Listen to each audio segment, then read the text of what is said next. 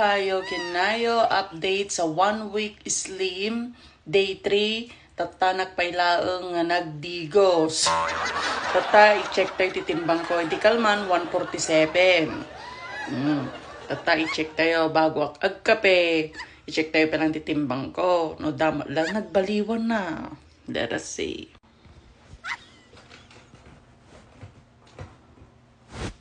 $147 di kalman.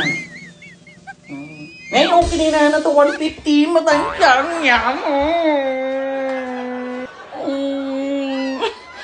147 di kalman nabitat ng 150. Madi naman ng anti adaw. Dua ko tsara. Ay made. Noodles tikinan ko. Najitid da ni Kayla. Tapos di naghatian mi gini mother-in-law. Tapos tibigat okra. Ay lang batikinan ko. Aping ito.